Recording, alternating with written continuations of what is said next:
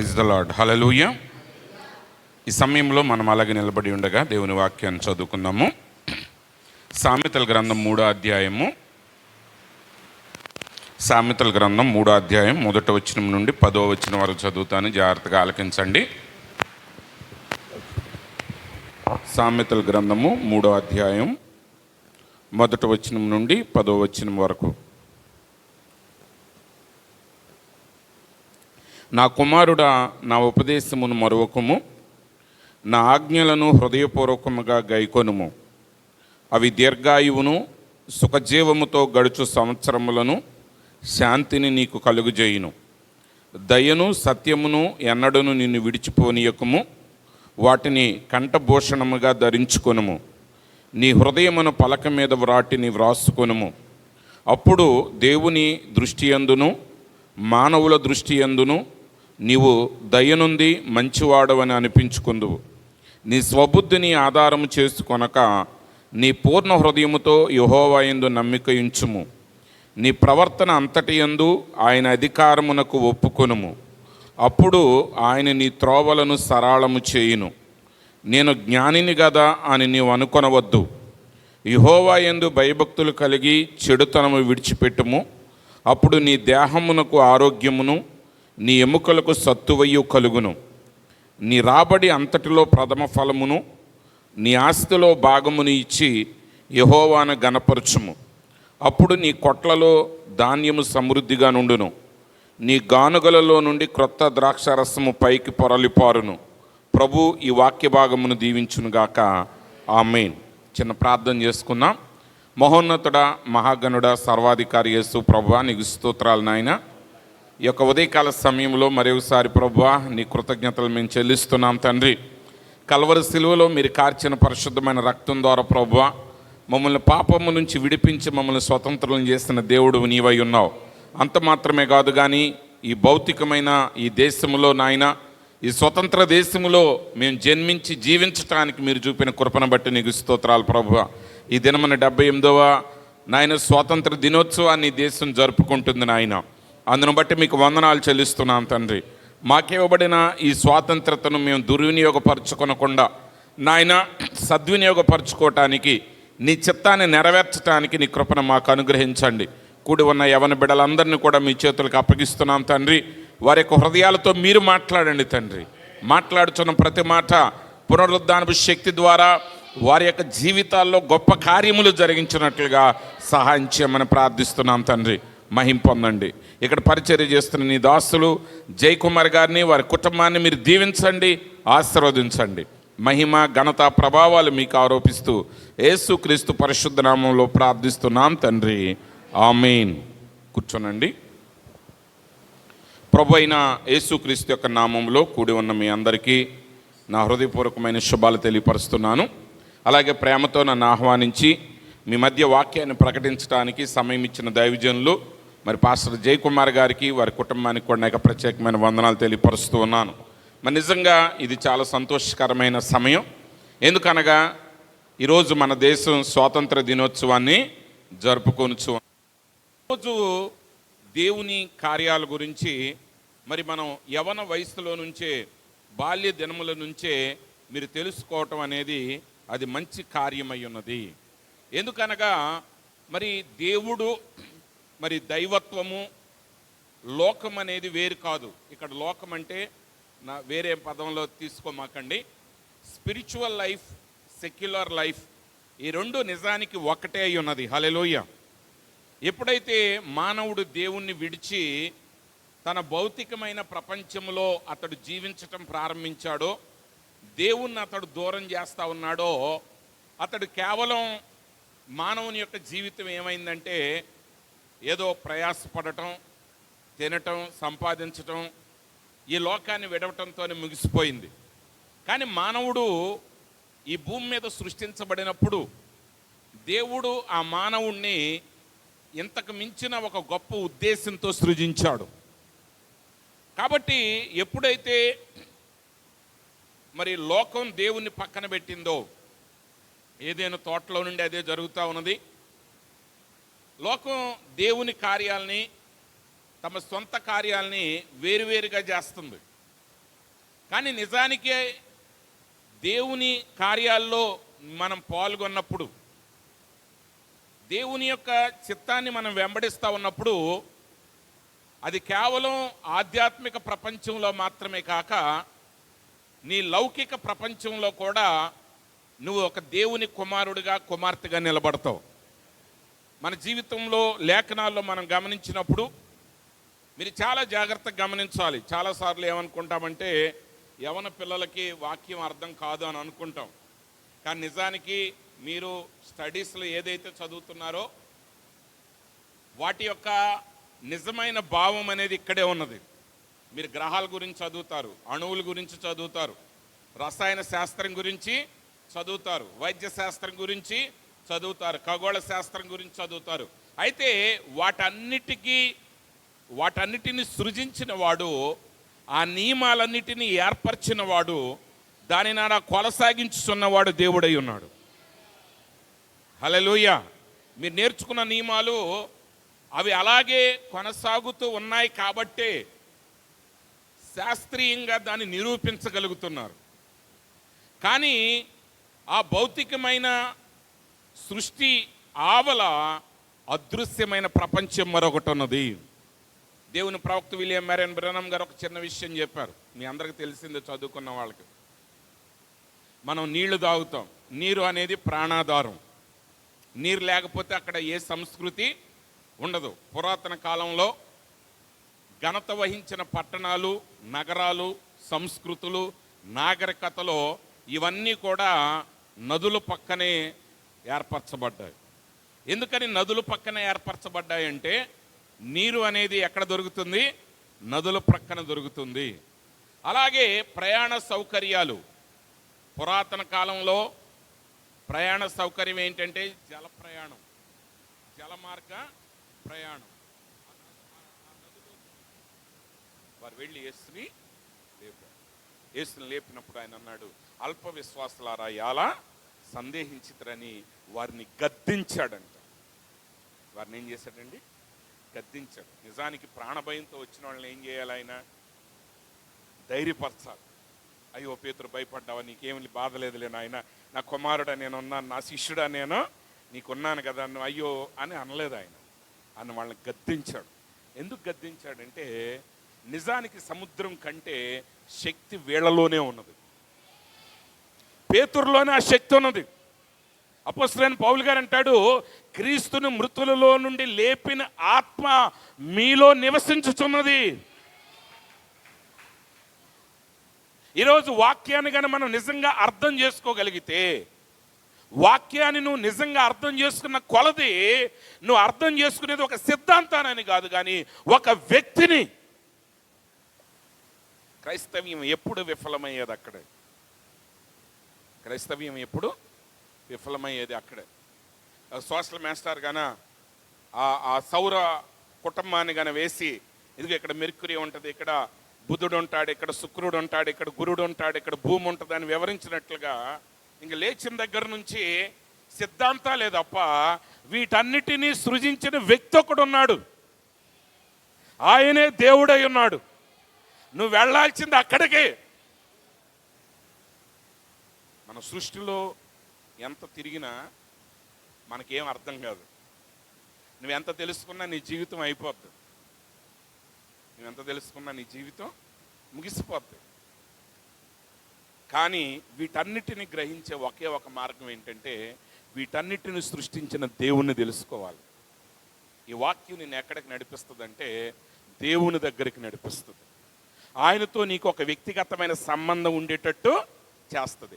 ఎప్పుడైతే నువ్వు ఆయనతో ఒక వ్యక్తిగతమైన సంబంధాన్ని నువ్వు కలిగి ఉన్నావో, నీ జీవితము ఈ లోకములో ఎందుకు వచ్చిందో, నువ్వు చేయవలసిన పనేంటో, నువ్వు ముగించాల్సింది ఏంటో, నువ్వు ఏ చేసి ఈ లోకాన్ని ముగించాలో అప్పుడు అది నీకు అర్థమవుతుంది.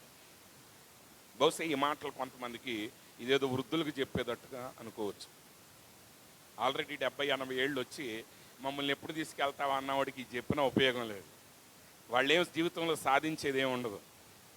అందుకే ఒక గొప్ప దైవజనుడు అన్నాడు, ఆయన ఏమన్నాడంటే ఒక వృద్ధుడు రక్షించబడితే ఒక ఆత్మ రక్షించబడుతుంది, కానీ ఒక యవనస్తుడు రక్షించబడితే ఒక ఆత్మ రక్షించబడుతుంది, ఒక జీవితం కూడా రక్షించబడుతుంది అన్నాడు ఆయన. ఈరోజు మీ బాల్య దినాల్లో మీరు చాలా జాగ్రత్తగా గమనించాల్సింది.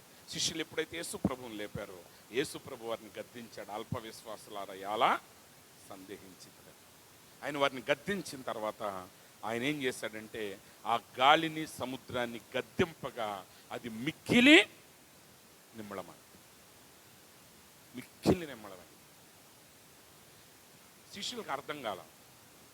నిజానికి శిష్యులు అమ్మయ్య చనిపోతాం అనుకున్నాం, బ్రతికేమని అనుకోవాలి. కానీ వాళ్ళకు వచ్చిన సందేహం ఏంటంటే ఈయన ఎవరు, ఈయనకి గాలియు సముద్రమును లోబడుచున్నవి. ఆయన మాటకి సముద్రం లోబడింది, ఆయన మాటకి తుఫాను లోబడింది. ఇప్పుడు మనుషులు తుఫాను ఎన్ని కిలోమీటర్ల వేగంతో వెళ్ళొద్ది, అది ఏ ఊరి మీద పడద్ది, ఏ దేశం మీద పడద్ది అని తెలుసుకోగలరు. కానీ దాని దిశను మళ్లించగలిగే సామర్థ్యత వాళ్ళకుందా? దాన్ని ఆపగలిగిన సామర్థ్యత సైన్స్కి ఉందా? కానీ దానికి మించి వాక్యం ఏం చెప్తుందంటే ఆయన సముద్రాన్ని తుఫానుని గద్దెంపగలిగిన వాడు.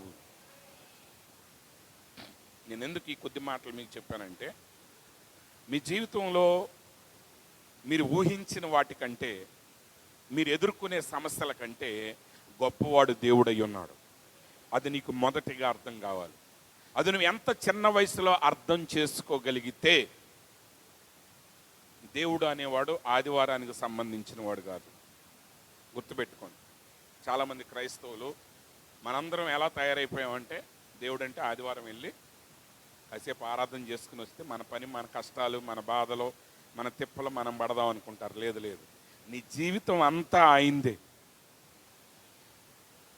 7 రోజులు సృజించిన వాడు ఆయనే. 7 రోజుల్ని ఆయనే సృజించాడు. 6 రోజులు పనిచేశాడు, 7వ రోజు ఆయన విశ్రాంతి తీసుకున్నాడు. కాబట్టి ఇక్కడ మీరు ఈ మాటలు మీరు చాలా జాగ్రత్తగా గమనించాలి. మరి యవనస్తుల కూడికిని మరి ప్రతి 2 నెలలకి ఏర్పాటు చేయాలని అనుకుంటున్నారు పాస్టర్ గారు. మరి మీరందరూ కూడా సహకరిస్తున్నందుకు చాలా సంతోషం. అందుకే ఈరోజు నేను చాలా ప్రాముఖ్యమైన సాధారణమైన విషయాలు మీ ఎదుట నేను పెడుతున్నాను. వినటానికి సాధారణంగా ఉండొచ్చు, కానీ మీ జీవితాలకి ఇవి ప్రాముఖ్యమైనవి. ఇక్కడ వాక్యం ఏం చెప్తుందంటే, నా కుమారుడా నా ఉపదేశమును మరవకము. మీరు వాక్యం విషయంలో మీరు ఎప్పుడూ తెలుసుకోవాల్సింది ఏంటంటే వాక్యం ఎన్నడూ మారనిది. వాక్యం ఎన్నడూ మారనిది. తరాలు మారినా, యుగాలు మారినా, శాస్త్ర సాంకేతిక విధానాలు మారినా మారనిది దేవుని వాక్యం. కాకపోతే ఏంటంటే మానవుడు దేవుని నుంచి దూరం అయిపోయాడు కాబట్టి కొన్ని విషయాలు మనకు తెలవటానికి, మనకు అర్థం కావటానికి చాలా సమయం పడుతుంది. ఇప్పుడు 2వ తరగతిలో ఉన్న పిల్లోడి దగ్గరికి వచ్చేసి క్వాంటమ్ ఫిజిక్స్ గురించి మాట్లాడాడు అనుకోండి లెక్చరర్, వాడికి ఏమన్నా అర్థం అవుతుందా? వాడికి అర్థం కాదు. ఎందుకంటే వాడికి అసలు ఫిజిక్స్ అంటేనే ఏంటో వాడికి తెలియదు. దానికి సమయం ఉంది. అందుకే 1st class, 2nd class, 3rd క్లాసులో పాటలు, కథలు, సింహం, నక్క, పులి ఇవన్నీ చెప్తూ ఉంటారు.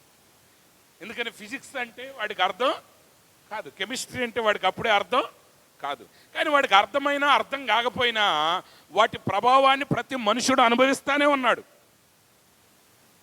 ఇప్పుడు గ్రావిటీ అనేది అర్థం కాకపోయినా పిల్లోడిని కానీ మంచం మీద పడుకోబెట్టామనుకోండి, నెలల పిల్లోడిని, వాడు కానీ అటు ఇటు ఊగుతూ ఉంటే ఏమవుద్ది? మంచం మీద నుంచి కింద పడతాడు. ఎందుకు పడ్డాడు అనేది మీకు ఎప్పుడు తెలుస్తుంది? మీరు 8th క్లాస్ 9th క్లాస్కి వెళ్ళిన తర్వాత న్యూటన్ గురుత్వాకర్షణ శక్తి వల్ల వస్తువు పడద్దని తెలుస్తుంది.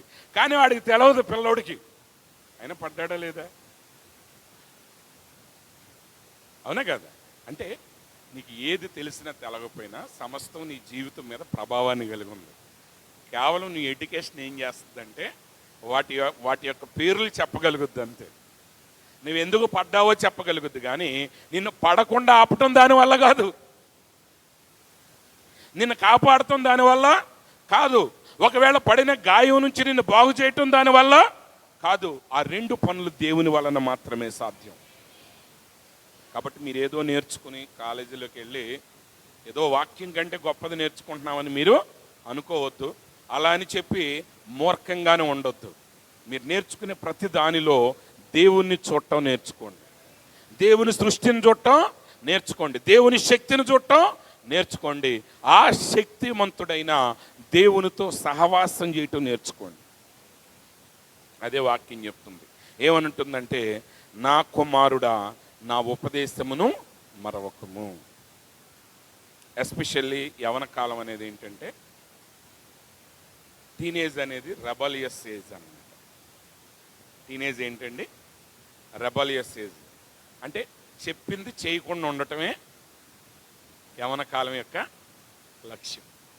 కూర్చోరు అన్నాం అనుకో, నుంచుంటే ఏమవుద్దని అడుగుతాడు. అక్కడి నుంచి ఇంకా తల్లిదండ్రులు చెప్పిన మాటకి వ్యతిరేకంగా ఏదైనా చెయ్యాలా, లేకపోతే పెద్దలు చెప్పిన మాటకి ఏదైనా వ్యతిరేకంగా చెయ్యాలా. ఆ వయసులోకి రాగానే ఇంక ఈ వ్యవస్థ ఏంటి, ఈ యొక్క ప్రపంచాన్ని మార్చేద్దాం మనం, అసలు ఈ ప్రపంచం అంతా ఎందుకు ఇలా ఉంది, ఈ వ్యవస్థలన్నీ తుప్పుపట్టిపోయినాయి, వీటన్నిటినీ సరిచేయాలి అని అనుకుంటూ ఉంటారు. కొంతకాలాన్ని ఏళ్ళకే తుప్పు పడుతుంది. ఇట్లా ఎగిరిన వాళ్ళు అందరికీ ఏ వ్యవస్థలో తుప్పుని మార్చలేకపోయారు, కానీ వాళ్ళకే తుప్పు పట్టేసి ఒక మూలన కూర్చుని ఇంకా వాడు మళ్ళీ చెప్తా ఉంటాడు, అరే వినండిరా మాట, చదువుకోండిరా అంటూ ఉంటాడు. అది చదువుకునే వాళ్ళందరూ తర్వాత ఏం చేస్తారండి, స్కూల్కి వెళ్ళి చదువుకోరంటే విసుకుంటాడు వీడు. కానీ వీడు తర్వాత కష్టపడే పనులు చేసుకుంటే పిల్లల్ని పిలిచి, సరే మమ్మల్ని చదువుకోమంటే చదువుకోలేదు, మీరైనా చదువుకోండి అని. అంటే ఏదో ఒకటి మనుషుడికి ఫస్ట్ నుంచి ఉన్న ఒక లక్షణం ఏంటంటే, చెప్పింది చెప్పినట్టు చేయకపోవటమే మానవుడి యొక్క లక్షణం. అవునండి, ఇది ఎక్కడి నుంచి వచ్చింది? ఏదైనా తోటలో నుంచి ఉన్నది, ఎవరికైనా ఉన్నది. అది ఇలా చేస్తే ఏమవుద్ది? మా 10 గంటలకు రావాలన్నారు అనుకో, 10కి వస్తే ఏమవుద్ది అంటే వెంటనే ఒక క్యూరియాసిటీ. అదేంటంటే చెప్పింది చెప్పినట్టు చేయకపోవటమే మానవుని యొక్క లక్ష్యం. అందుకే ఈ కార్మిక ఉద్యమాలు వచ్చినా, లేకపోతే ప్రపంచంలో వచ్చిన ఏ ఉద్యమమైన దేని వల్ల వచ్చిందంటే, సాగే వ్యవస్థను సాగనివ్వట్ల. మంచి ఉన్నాయి, అందుట్లో చెడు ఉంది. కానీ మానవుడి యొక్క మొదటి లక్షణం ఏంటంటే చెప్పింది చేయడు, చెప్పింది చేయడు. తోటలో ఉన్న ఏ ఫలమైన తినొద్ది తినకూడదంటే అడిగి ఇంకా రోజు ఇంకేం కనపడట్లేదు వాళ్ళ కంటికి ఒకే ఒక ఫలం కనపడుతుంది. సర్పం వచ్చేమన్నాడు, ఇక అది అంటే వాక్యం మీ అందరికీ తెలుసు, సర్పం వచ్చి అవని ఎలా మోసగించాడు అనేది. కానీ ఇక్కడ ద బ్యాక్గ్రౌండ్, ఆ నియమం ఏంటంటే, ఇంకా వాళ్ళకి ఏది కనపడట్లా, వద్దన్నదే కనపడుతుంది. అక్కడే మనిషి విఫలమయ్యాడు, అక్కడే మనిషి విఫలమయ్యాడు. మీరు కూడా గమనించాల్సింది ఏంటంటే, యవన కాలంలో ఉన్న వాళ్ళని సాతానుడైనా ఎవరైనా సరే, మీకు బలం ఉంటుంది కానీ తలకాయ ఉండదు. యవనస్తులకి ఏముంటుందండి? బలం ఉంటుంది, ఏముండదు? తలకాయ ఉండదు. ఆ తలకాయ వాళ్ళకు ఉండదు కాబట్టి ఏదో ఒక తలకాయని ఎత్తుక్కుంటూ ఉంటారు వాళ్ళు. ఒక స్పోర్ట్స్ స్టార్లోనో, ఒక సినీ స్టార్లోనో, లేకపోతే ఒక పొలిటికల్ స్టార్లోనో. ఇప్పుడు ఆ పొలిటికల్ స్టార్ ఏమంటాడు? ఆయన ఏదో ఒక ఉద్యమాన్ని లేపుతాడు. లేకపోతే ఒక సినీ స్టార్ ఉంటాడు, ఆయన ఒక 100 కోట్లు పెట్టి సినిమా చేస్తాడు. ఇంకా నా అభిమానులారా, మిమ్మల్ని కోసం, మిమ్మల్ని అభివృద్ధి పరచడానికి, మిమ్మల్ని ఆనందింపజేయటానికి మీకోసం కష్టపడి 100 కోట్లు పెట్టి సినిమా తీసాం, దీన్ని 500 కోట్లు చేయాల్సిన బాధ్యత మీదే అనగానే ఇంక వీడు కాలేజీకి కట్టిన ఫీజు తల్లిదండ్రులు ఇస్తారు, కాలేజీలో కట్టమని ఫీజు, ఆ ఫీజు లేకపోయినా ఎగ్జామినేషన్ ఉంది, స్పెషల్ ఎగ్జామ్ పెట్టారు, 2000 కట్టాలంట. వీళ్ళంతా ఎవరో యవనస్తులే. ఒక పొలిటికల్ ఉద్యమం వచ్చిందనుకోండి, కన్ను మిన్నుగా అనకుండా పనిచేసేది ఎవరో? వీళ్ళే, యవనస్తులే. తల్లిదండ్రులు అరే కష్టపడి చదువుకుంటారా, మీకు ఆ గొడవలు ఎందుకంటే మీకు తెలియదు, అసలు వ్యవస్థను మార్చాలి, మీరు చేతగాని వాళ్ళలాగా అయిపోయారు కాబట్టి మన దేశం ఎట్టయిపోయింది, మన ప్రాంతం ఎట్టయిపోయింది, మనకి అసలు మన నాళ్ళు వచ్చి పరిపాలిస్తున్నారు, మన నీళ్ళు ఎవడో పట్టుకుపోతున్నాడు, మన ఉద్యోగాలు ఇంకెవరో కొట్టేసుకుంటున్నారు. అంటే ఏంటి? వీడికి మైండ్ ఉండదు, వాళ్ళు ఏం చెప్తే అది. తెలంగాణ ఉద్యమం బాగా విపరీతంగా రేగిన టైంలో నేను కొన్ని కామెంట్స్ చూశాను పేపర్స్లో. కొంతమంది అంతకు ముందు వచ్చిన ఉద్యమంలో పోరాటం చేసిన యువత, వాళ్ళల్లో కొంతమంది డాక్టర్ చదివేవాళ్ళు, లాయర్లు చదివేవాళ్ళు, బిజినెస్లు మొదలుపెట్టిన వాళ్ళు వాటిని వదిలి ఆ ఉద్యమంలోనికి వచ్చి వాళ్ళ జీవితాలు ఎలా పోగొట్టుకుని సాధారణమైన జీవితాలు జీవించారో వాళ్ళు పేపర్లకు రాసి చెప్పారు యవనస్తులకి, ఒరే మీ పని మీరు చేసుకోండి యవనస్తులారా. పోరాడేది పెద్దోళ్ళ పోరాడినివ్వండి, కానీ వాళ్ళు పోరాడరు. ఎవరితో పోరాటింపజేస్తారు? వాళ్ళు యవనస్తులతోనే పోరాటింపజేస్తారు. మీ జీవితాలు పోతాయి అన్నారు, అది నిజం. ఎక్కడైనా మిమ్మల్ని రెచ్చగొట్టిన వాళ్ళు, మిమ్మల్ని ఉద్రేకపరిచేవాళ్ళు, మిమ్మల్ని ఆలోచించే అవకాశం లేకుండా మిమ్మల్ని ఒకటి ఒత్తిడి చేస్తున్నాడంటే దాని అర్థం ఏంటంటే వాడు మిమ్మల్ని మీకు మేలు చూపిస్తున్నాడు, కానీ చివరికి జరిగేది నాశనమే. చివరికి జరిగేది ఏంటండి? నాశనమే. అందుకే ఈ గొడవలన్నిటి మధ్య ఆయన ఉపదేశాన్ని ఎప్పుడు మరవకండి, ఆలోచించేయండి. మీరు ఏం చేయగలరో, మీ బలం ఎంతో గొప్పది, కానీ ఆ బలం, ఆ శక్తి వాక్యానికి లోబడినప్పుడు మాత్రమే మీ జీవితం ఆశీర్వాదకరంగా ఉంటుంది. లేదు మనుషుల యొక్క ఉద్రేకాలకి, వ్యాపారస్తుల యొక్క ఉద్రేకాలకి. ఈరోజు చెప్పాలి అంటే ఈ సోషల్ మీడియా అనేది రావటం దగ్గర నుంచి, ఈ కన్జ్యూమరిజం రావటం దగ్గర నుంచి, ఇండస్ట్రియలైజేషన్ అయిన దగ్గర నుంచి ఏం జరిగిందండి? పారిశ్రామిక ఉద్యమం తర్వాత వినిమయ ఉద్యమం వచ్చింది. అంటే వాడు తయారు చేసే వస్తువులన్నీ కొనే మనుషులు కావాలి. అంటే ఇప్పుడు మనిషి యొక్క గమ్యం ఏంటి అంటే కన్జ్యూమరిజం. నా దగ్గర ఆ వస్తువు కావాలి, ఈ వస్తువు కావాలి. మనిషికి సంతృప్తి లేదు. iPhone 1 వచ్చిన దగ్గర నుంచి ఇప్పుడు 17 వచ్చిందంట. ఆ 17 కొనగానే వాడు ఆల్రెడీ 19th అనౌన్స్ చేస్తాడు. 19th మీద వాడు అనౌన్స్ చేస్తే నీ మైండ్ అంతా దేని మీద ఉంటుంది? అతి త్వరలో మనం 19 iPhone కొనాలి. అంటే నీ మైండ్ అంతా దేని మీద వెళ్ళిపోయిందంటే కన్జ్యూమరిజం మీద. ఏదో ఒకటి, ఆ ఏదో ఒకటి అనేది నిన్ను ఎక్కడి నుంచి దూరం చేస్తుందంటే దేవుని ఉపదేశానికి నిన్ను దూరం చేస్తుంది. అందునిమిత్తం ఇక్కడ భక్తుడు చెప్తున్నాడు, మహాజ్ఞాని అని సొలొమోను అంటున్నాడు, నా కుమారుడా నా ఉపదేశమును మరువకము, నా ఆజ్ఞలను హృదయపూర్వకముగా గైకొనుము. మీరు ఇక్కడ గమనించాల్సింది ఏంటంటే దేవుని వాక్యాన్ని ప్రార్థించే విషయం, బైబిల్ చదివే విషయం, ఆరాధనకు వచ్చే విషయం, తల్లిదండ్రులకు లోబడే విషయం, లోకంలో కలవకుండా నీకు కొన్ని నియంత్రణలు పెట్టినప్పుడు మీ తల్లిదండ్రులు కానివ్వండి, సేవకులు కానివ్వండి, అమ్మ మీరు ఎలాంటి డ్రెస్సులు వేయకూడదు, అబ్బాయిలు మీరు జుట్టు ఎలా పెంచకూడదు, లేకపోతే ఎలా బైబిల్ చదవాలి, మీరు ఏదైనా ఒక ఉపదేశం మీకు ఇవ్వబడినప్పుడు అది సేవకుల ద్వారా కావచ్చు, అది తల్లిదండ్రుల ద్వారా కావచ్చు, అది మీ ఉపాధ్యాయుల ద్వారా కావచ్చు.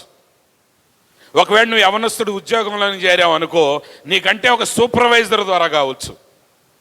వాళ్ళు మీకు ఒక కమాండ్ ఇచ్చినప్పుడు, వాళ్ళు మీకు ఒక ఉపదేశం ఇచ్చినప్పుడు, వాళ్ళు మిమ్మల్ని ఒక చోట ఉండి ఈ పని ఎలా చేయమని చెప్పినప్పుడు దానికి తిరగబడొద్దు. దానికి ఏం చేయొద్దు? తిరగబడొద్దు. ఉపదేశాన్ని నువ్వు ఆలోచించి ఉపదేశాన్ని మరవకుండా హృదయపూర్వకంగా దాన్ని వెంబడించు.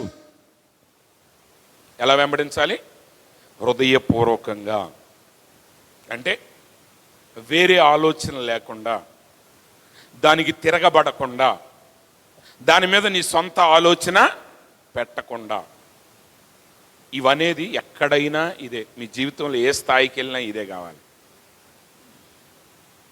ఈవెన్ మీరు కింగ్ అయినా సరే మీరు ప్రజలకు లోబడాలి, నువ్వు చట్టానికి లోబడాలి. అంతేగాని నేను సీఎంని అయిపోయాను, నేను పిఎంని అయిపోయాను, ఎవడరా మీరు మాట్లాడేదంటే 5 ఏళ్ల తర్వాత అడ్రస్ లేకుండా అయిపోతుంది. అంతే, వెరీ సింపుల్. అంటే అది 2 ఏళ్ల పిల్లోడి దగ్గర నుంచి కింగ్ వరకు కూడా ఏం పాటించాలి? ఉపదేశాన్ని పాటించాలి, కమాండ్ని పాటించాలి, లోబడాలి. అంతేగాని ఈ మాస్టర్కి ఏమొచ్చు. కొంతమంది అంటారు మాస్టర్ పాఠం చెప్పేటప్పుడు కొంతమంది స్టూడెంట్స్ మొదలుపెట్టి మీరే అంత చెప్తే మీరే అంత పెద్దోళ్ళు అయ్యారు, వాడు ఏమయ్యాడో వాడి బాధలు ఏంటో వాడికి తెలుసు. కానీ నువ్వు ఫాలో అయితే నువ్వు అభివృద్ధి చెందుతావు. నువ్వు కమాండ్కి లోబడితే నువ్వు బాగుపడతావు. ఎదురు తిరిగి ప్రశ్నించావా, ఒక రోజు వస్తుంది పక్కన పెట్టబడతావు. అది ఏ వయసులో ఉన్నా సరే వాక్యం ఎవరికి మారదు. ఆ వాక్యం చెప్తుంది, నా కుమారుడా నా ఉపదేశమును మరవకము, నా ఆజ్ఞలను హృదయపూర్వకంగా గైకొనుము. ఈరోజు మనిషి డివైడ్ అయిపోయాడు. ఈరోజు మనిషి ఏమయ్యాడండి? డివైడ్ అయిపోయాడు. వాడి మనస్సు ఇక్కడ, మనిషి ఇక్కడ ఉంటాడు, మనసు ఎక్కడో ఉంటుంది.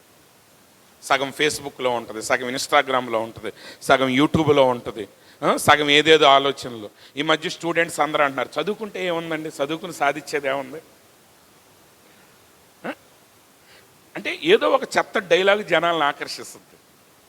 ఒకప్పుడే అందరూ చదువుకోండిరా మీరు బాగుపడతారంటే కష్టపడి చదివేవాళ్ళు. ఇప్పుడు చదువుకున్న వాళ్ళకి ఉద్యోగాలు లేవని చెప్పి ఏం చెప్తున్నారు ఇక? అదిగో మా ఊళ్ళో ఒకడు ఉన్నాడు, గేదెలు కాసుకునేవాడు అంట, ఇప్పుడు ఎమ్మెల్యే అయిపోయాడు, ఇప్పుడు ఎడ్యుకేషన్ మినిస్టర్ అయ్యాడు. అంటే ఎంతమంది గొడ్లు కాసుకునే వాళ్ళే మినిస్టర్లు అయ్యారు? అంటే సాతానుడు ఏదో ఒక ట్రిక్కు. నువ్వు చదువుకునేటప్పుడు శుభ్రంగా చదువుకో, పాఠాలు నువ్వు అర్థం చేసుకో, జ్ఞానాన్ని సంపాదించు, తర్వాత ఏమవుద్ది అనేది తర్వాత సంగతి. చదువు విలువ లేకపోతే రాజులు వాళ్ళ పిల్లల్ని చదివిస్తున్నారు. ఎందుకు చదివిస్తున్నారు? ఎవడన్నా రాజుల పిల్లలు చదవట్లేదంటే అడు చదువు అబ్బక. చదువు అబ్బనుడిని ఎవడ ఏం చేయలేడు. మీకు అర్థమవుతుందా? పాలేరు గారి కొడుకు చదువు రాపోయినా మనం ఏమీ చేయలేము, ఆ రైతు గారి కొడుకు చదువు రాపోయినా మనం ఏమీ చేయలేము. కాకపోతే రైతు కొడుకు చదువు రాలేదనుకో వాడు వ్యవసాయం చేయించుకుంటాడు. కానీ పాలేరు కొడుకు చదువు వస్తే నువ్వు చదువు మానిపించవద్దు, వాడిని చదవని ముందు, వాడికి జ్ఞానం రానేం, వాడికి ఒక క్వాలిఫికేషను రానివ్వండి. ఇప్పుడు చంద్రబాబు గారు ఉన్నారు,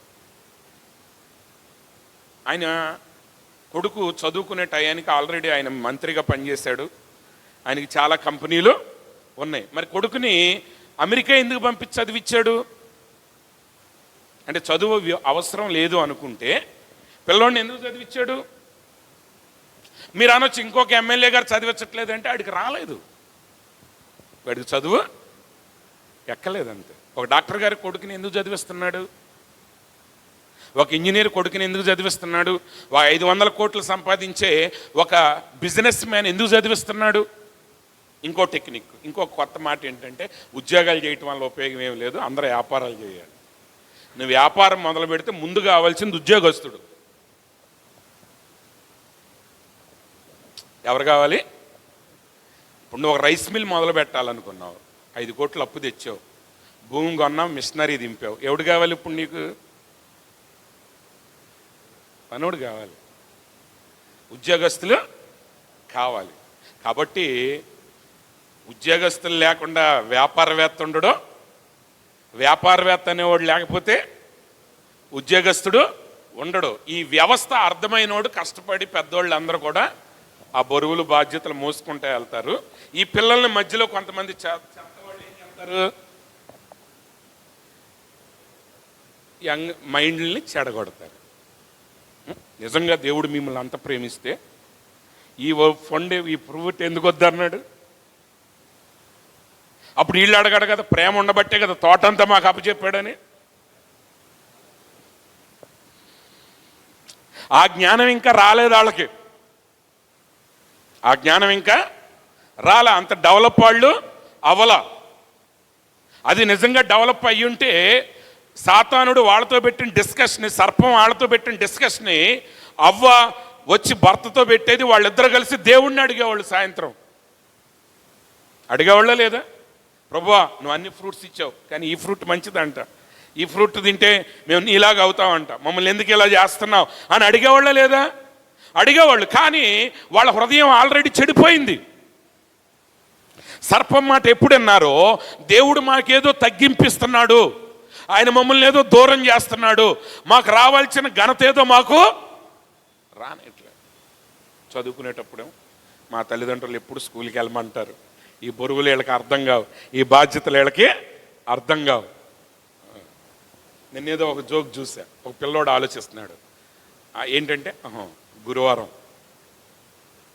స్వాతంత్ర దినోత్సవం, శుక్రవారం వరలక్ష్మి వ్రతం, శనివారం కడుపు నొప్పి వచ్చిందంటే ఆదివారం కూడా సెలవు, సోమవారం వెళ్ళొచ్చులేదు. అది అటు శనివారం కడుపు నొప్పి అని మానేసి, ఆదివారం మానేసి, సోమవారం తలకాయ నొప్పి వస్తుంది అడిగి. రేపు మీరు పనికి వెళ్ళే వాళ్ళకి ఇన్ని రోజులు మానేయటకు కుదురుద్దా? ఒక చిన్న పని చేసే ఒక ఆమె ఉంది, అమ్మాయికి జ్వరం వచ్చింది, భయంకరమైన జ్వరం. అంటే ఆ ఫోన్లో మాట్లాడేటప్పుడే అసలు ఆమె ఎంత నీరసంగా ఉందో నాకు అర్థం అవుతుంది. ఆమె ఫోన్లో ప్రార్థన చేయించుకుంది, అయ్యగారు జ్వరంగా ఉందండి, అసలు భయంకరంగా ఒళ్ళంతా నొప్పులు అని. సరే ఒకరోజు అయిపోయింది. రెండో రోజు సాయంత్రం ఎలా ఉన్నావమ్మా అని నేను అడిగినప్పుడు అట్లాగే ఉందామా. అమ్మ మరి ఇంట్లో ఎలా ఉన్నావంటే, ఇంట్లో లేదండి పనికి వెళ్ళాల్సి వచ్చింది, మరి పనికి వెళ్ళకపోతే కుదరదు. అదే చదువుకునేటప్పుడు మీరు ముందే లెక్కలేసేస్తారు. ఇప్పుడు ఏది నిజమో అబద్ధమో తెలవట్లేదు తల్లిదండ్రులకి. వీడికి నిజంగా కడుపు నొప్పి వచ్చిందా, వీడికి నిజంగా తలనొప్పి వచ్చిందా అనేది అర్థం కావట్లా. మొన్న ఒక హాస్టల్లో ఒక పాప ఉంది, ఆ పిల్లకి 4 రోజుల నుంచి నీరసంగా ఉందంట. 5వ రోజున బాగా జ్వరం వచ్చేసరికి ఆ వార్డెన్ ఫోన్ చేసి, మరి మీ అమ్మాయికి జ్వరంగా ఉంది తీసుకెళ్ళిపోండి అని చెప్పారంట. ఆ పిల్ల నా దగ్గరికి ప్రార్థన చేయించుకుంటాకు వచ్చినప్పుడు నేను అడిగాను, అమ్మ 4 రోజుల నుంచి నీరసంగా ఉన్నప్పుడు ఏం చేసావన్నా? మీరు డాడీకి వెంటనే ఫోన్ చేయొచ్చు కదా, డాడీ నాకు నీరసంగా ఉందంటే, నేను అబద్ధం చెప్తున్నాను అంటారేమోనని భయపడ్డానని ఉంది. ఎందుకంటే అంతకుముందు వారాలు చెప్పింది. ఇప్పుడు వాళ్ళకు కూడా అర్థమైపోయింది నాకు నీరసంగా ఉంది. ఇప్పుడు జ్వరం అంటే తెలుసుద్ది, కానీ నీరసంగా ఉందంటే ఎడ తెలుసుద్ది? అంటే ఎలా జీవితాన్ని చెడగొట్టుకుంటున్నారు అర్థమవుతుందా? నువ్వు స్టూడెంట్గా ఉన్నప్పుడు మానొచ్చు, 5 రోజులు కాకపోతే 10 రోజులు మానొచ్చు. రేపు నువ్వు ఒక గృహిణి అయిన తర్వాత, లేకపోతే కుటుంబాన్ని పోషించే స్థితికి నువ్వు వచ్చిన తర్వాత అప్పుడేంటి? అప్పుడు నాకు తలనొప్పిగా ఉందండి, ఇవాళ రానండి, గురువారం రాను, శుక్రవారం రాను, శనివారం రాను, ఆదివారం రాను అంటే ఆడేమంటాడు, నువ్వు సోమవారం నుంచి కూడా రావక్కర్లా, నేను అనదర్ ఎంప్లాయీని పెట్టుకుంటానంటాడు. ఆడేవి నీకోసం ఆగడు, ఒక్క రోజు కూడా ఆగడు. మీ అమ్మ నాన్న కాదు, తినరా, తిని తల్లి, బుజ్జిగా తినమ్మ అని అంటానికి. అది హాస్పిటల్లో పెట్టారు అనుకోండి, ఐసీయూలో, వాడు వచ్చి టయానికి తక్కువని పొడిసి వెళ్ళిపోతారు అంతే.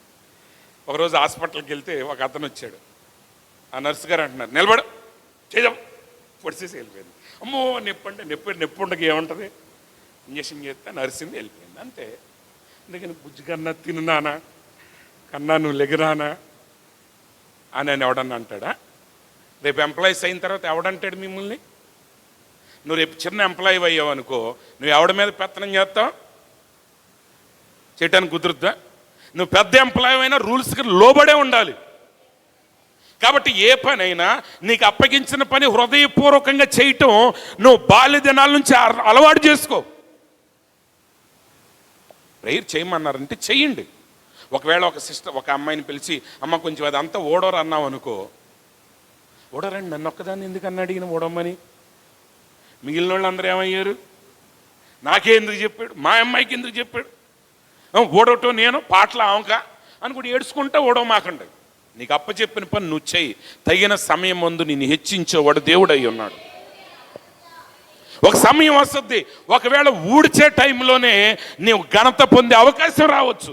అసలు ఇవన్నీ పక్కన పెట్టండి, హృదయపూర్వకంగా ఉపదేశానికి లోబడటం బాల్య దినాల నుంచి నేర్చుకోండి. మీ హృదయాన్ని డివైడ్ చేయొద్దు, మీరు సందేహాలు పెట్టుకోవద్దు, క్వశ్చన్స్ చేయొద్దు,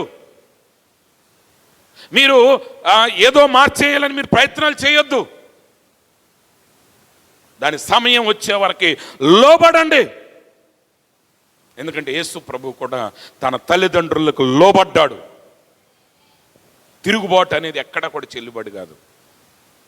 తిరుగుబాటు ఎక్కడ కూడా చెల్లుబాటు కాదు. సమాజాన్ని స్థాపించడానికి బయలుదేరిన నక్సలైట్లు కూడా వాళ్ళ యొక్క సిద్ధాంతాలకు ఎవడన్నా తిరుగుబాటు చేస్తే ఆయన గాలి చేసేవాళ్ళు లోపల. అంటే తిరుగుబాటు అనేది తిరుగుబాటుదారుల మధ్య కూడా లేదు. మీరు అర్థం చేసుకుంటున్నారా? మీ నాన్న ఏమంటాడు రా రారా, మీ అమ్మ ఏమంటుంది రా రారా, మీ ఆయన ఏంటి అనేది మీ ఆయన అడగాల పెద్దానికి, లేదా మీ ఆవిడికి చెప్పాలా, నీ పిల్లలకి చెప్పాలా అని ఎవడో ఒక డైలాగులు వేస్తూ ఉంటాడు. ఆ డైలాగులు విని నువ్వు ఇష్టానుసారంగా ప్రవర్తిస్తే కూలేది నీ కొంపే, పోయేది నీ జీవితమే. ఎప్పుడు చదువుకోవటమే అంటే చదువుకోవటం మానేస్తే దాని సమయం ఉంటుంది. రోజు భయంకరమైన పరిస్థితులు చూస్తున్నారు కదా సమాజంలో, చూస్తున్నారా లేదా?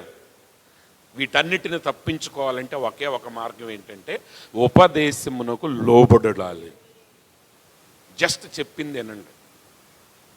నువ్వు ఒక స్కూల్లో ఉన్నంతసేపు మీ టీచర్స్ చెప్పిన మాట లోబడండి, హృదయపూర్వకంగా లోబడండి. ఇప్పుడు అందరికీ టెన్షన్లో, డిప్రెషన్లో ఏంటండి, టెన్షన్లో డిప్రెషన్లో ఎందుకు వస్తున్నాయి? టెన్షన్లో డిప్రెషన్లో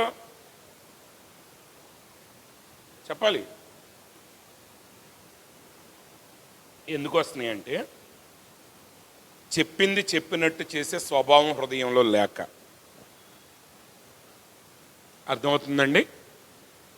చెప్పింది చెప్పినట్టు చేసే హృదయం లేదు. యేసు ప్రభు మత్తయ్య గారి దగ్గరికి వెళ్ళారు. మత్తయ్య గారు సుంకాన్ని వసూలు చేస్తున్నాడంట. అంటే ఆల్రెడీ డ్యూటీ టైము, అది చాలా డబ్బుతో సంబంధించింది. ట్యాక్స్ కలెక్షన్ అనేది మీ అందరికీ తెలుసు, చాలా బాధ్యతతో కూడిన పని. యేసు ప్రభు అక్కడికి వచ్చి నన్ను వెంబడించు అన్నాడంట. వచ్చి నన్ను వెంబడించు. అసలు అది హ్యాండ్ ఓవర్ చేయటం చాలా కష్టం, చాలా బాధ్యతలు ఉన్నాయి. కానీ వాటన్నిటిని అక్కడే విడిచి ఆయన్ని వెంబడించాడు. జస్ట్ హృదయపూర్వకంగా చెయ్యి. అబ్రహాము దేవుణ్ణి వెంబడించాడు. నువ్వు రా, నీ ఆస్తి వదిలేయమన్నాడు, మాట్లాడకుండా వదిలేసి వచ్చాడు. మీ సొంత ఊరిని వదిలేయమన్నాడు, మాట్లాడకుండా వదిలేసి వచ్చాడు.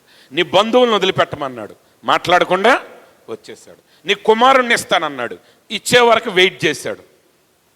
ఇచ్చిన తర్వాత ఆ కుమారుణ్ణి చాలా సంవత్సరాలు పెంచాడు. ఒకరోజు దేవుడు అన్నాడు, రేపే బయలుదేరి నీ కుమారుణ్ణి నేను చూపించే పర్వతం మీద తీసుకెళ్ళి బలివ్వమన్నాడు. తీసుకుని వెళ్ళాడు. అంటే అబ్రహాం ఎక్కడా కూడా గొణగలేదు, తిరుగుబాటు చేయలేదు. మొదటిగా దేవునికి లోబడే స్వభావం మీకు వచ్చినప్పుడు, వాక్యానికి హృదయపూర్వకంగా లోబడే స్వభావం మీకు వచ్చినప్పుడు, యేసుప్రభు ఏమన్నారు ఆ గెత్సెమనే తోటలో, తండ్రి నీ చిత్తమైతే ఈ గిన్నె నా యొద్ద నుండి తొలగించు, అయినను నీ చిత్తమే సిద్ధించునుగాక అన్నాడు. అంటే ఆ పాపమంతా భరించటానికి ఆయనకి ఇష్టం లేదు, కానీ నీ చిత్తమే జరుగునుగాక అని ఆయన ప్రార్థించి, అంటే ఆ చిత్తానికి మానవుడిగా ఆయన ఉన్న చిత్తానికి మధ్య సంఘర్షణ జరిగింది. మధ్య ఒక సంఘర్షణ ఉంది. కానీ ఆ సంఘర్షణని ఆయన మాటల్లో చేతల్లో చూపించలేదు, కానీ ప్రార్థనలో తండ్రి దగ్గరికే వెళ్ళి ఆయనతోనే మాట్లాడి ప్రార్థించి ఆయన చివరికి తన చిత్తాన్ని ఆయన చిత్తానికి లోబర్చుకోగలిగాడు. అందుకే ఆ మరణకరమైన ఆ అవమానకరమైన సిలువను నీ కొరకు నా కొరకు ఆయన మోయగలిగాడు. ఆయన ఎక్కడ కూడా నేను మీకోసం అద్భుతాలు చేశాను, నేను మీకోసం ఆశ్చర్యకార్యాలు చేశాను, మీకు ఎంతమంది ఎన్నిసార్లు 5 రొట్టెలు 2 చేపలు మీకు ఎన్నిసార్లు భోజనం పెట్టాను, నేను ఎన్నిసార్లు మీకు చేపలు ఇచ్చాను, ఎన్ని రోగాలు నేను బాగు చేశాను, నన్ను సిలువేయమంటారా మీరు అని ఆయన కన్నీరు కార్చాడా? కాపల. ఆయన అన్నాడు, తండ్రి వీరేం చేస్తున్నారు, వీరు ఎరగరు గనక వీరిని క్షమించన్నాడు. ఎందుకంటే ఆయన హృదయం లోబడిన హృదయం. ఈరోజు మనం నేర్చుకోవాల్సింది ఏంటంటే, చిన్నపిల్లలుగా ఉండగానే లోబడండి హృదయపూర్వకంగా. లోబడటం ముఖ్యం కాదు. ఇక్కడ కొంతమంది చేయరా అంటే చేస్తారు, కానీ లోపల ఉడికిపోతూ ఉంటారు అగ్నిపర్వతాల్లాగా.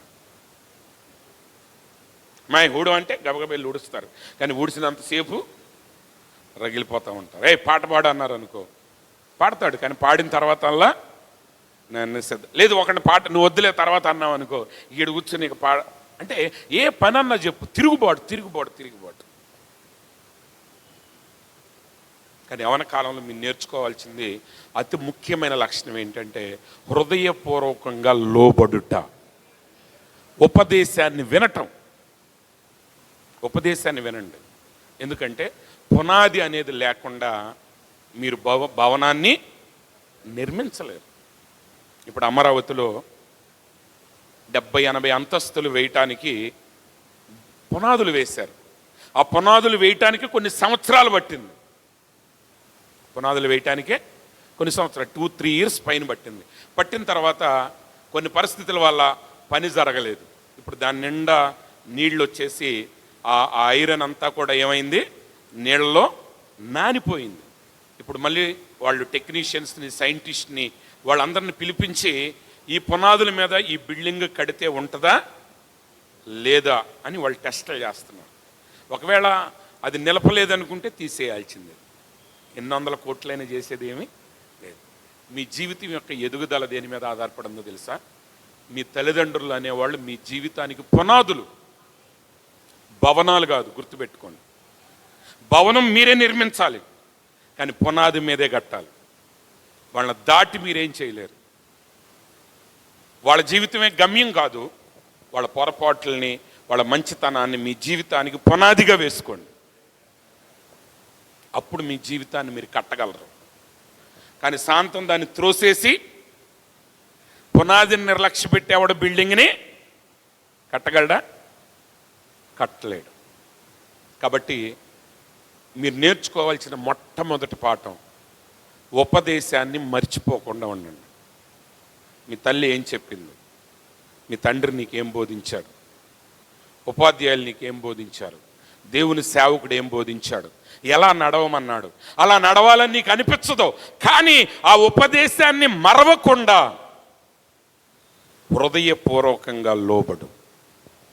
దావీదు మీ అందరికీ తెలిసిన కథ. సౌలుని చంపే అవకాశం దావీదుకు వచ్చింది. సౌలు దావీదును చంపటానికే తిరుగుతున్నాడు.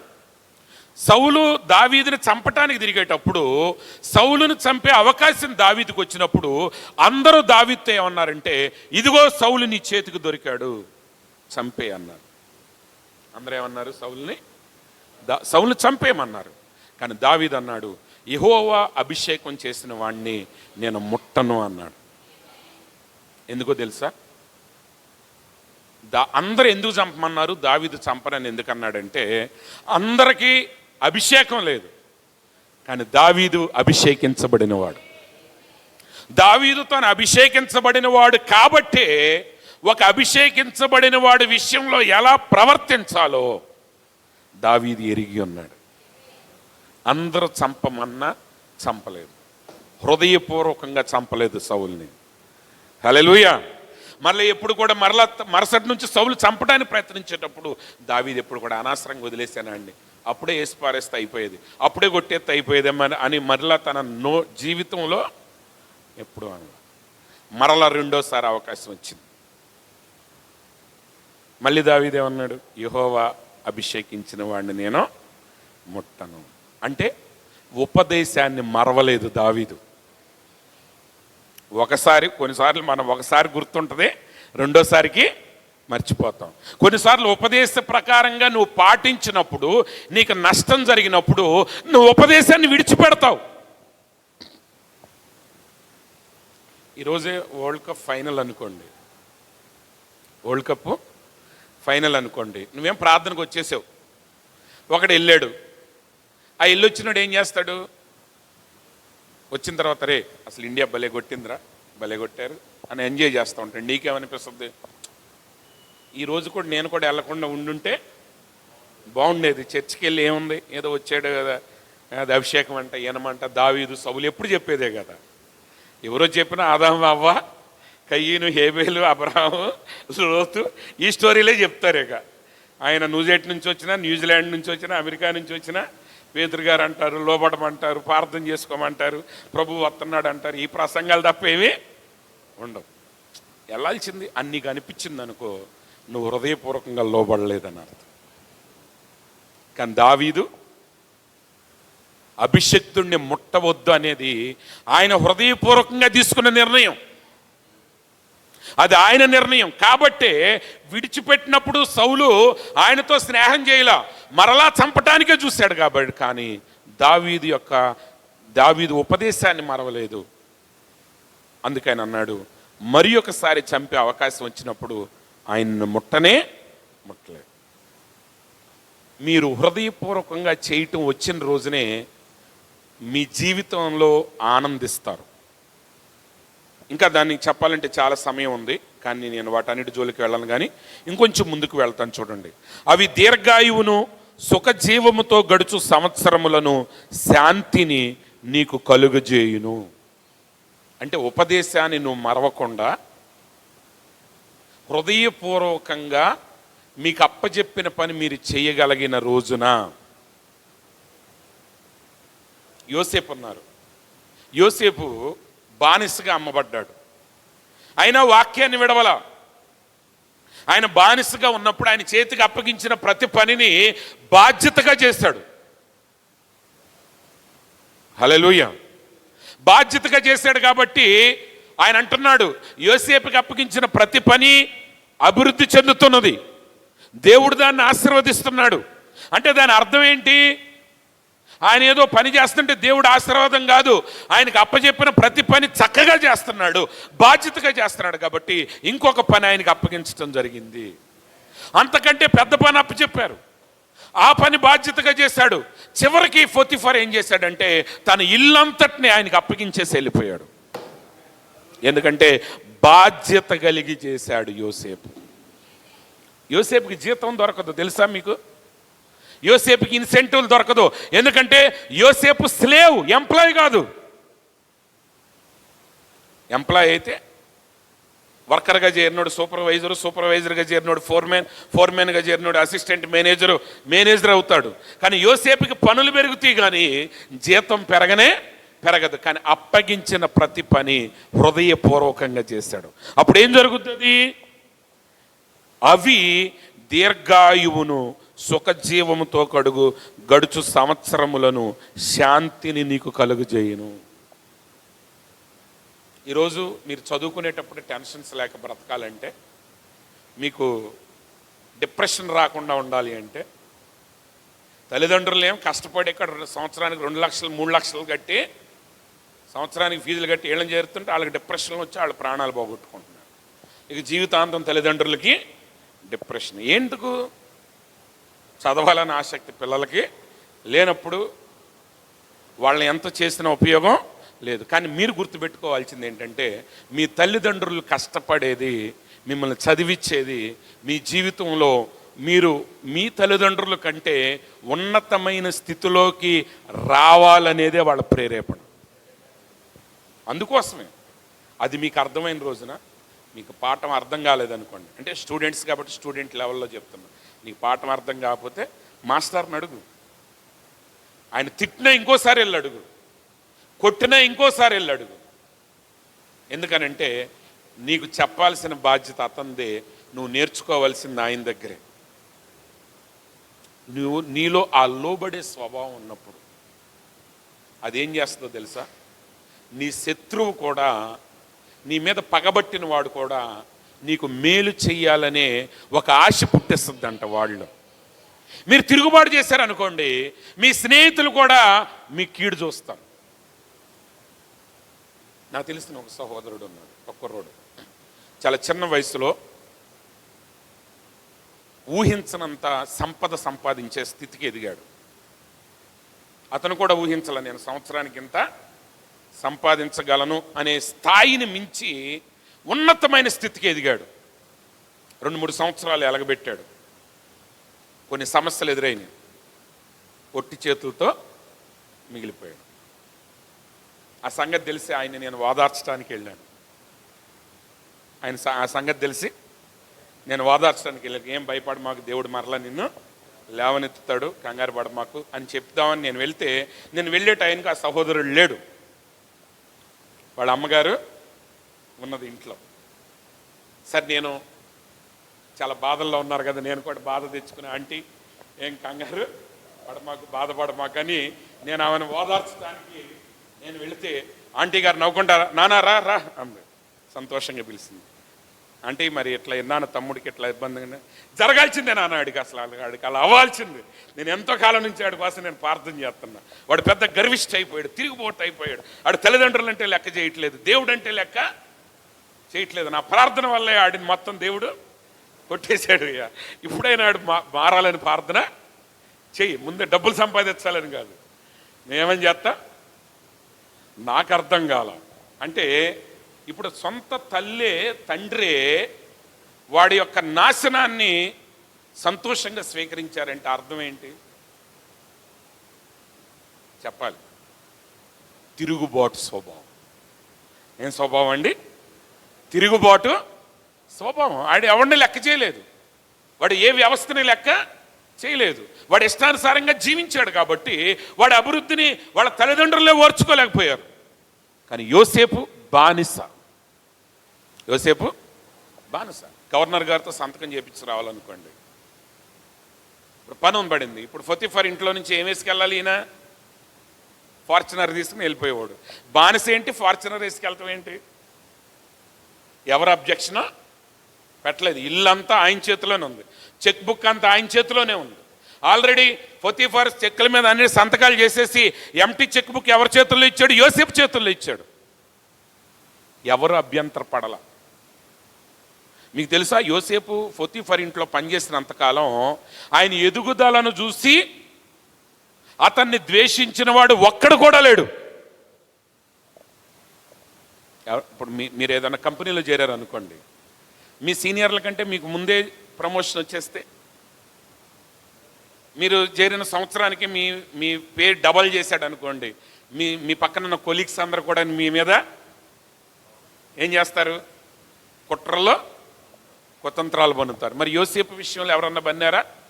పన్నల. అంటే యోసేపు అధికారి యొక్క, పొతిఫర్ యొక్క హృదయాన్ని మాత్రమే కాదు, తనతో ఉన్న పనివారందరి హృదయాన్ని గెలుచుకున్నాడు.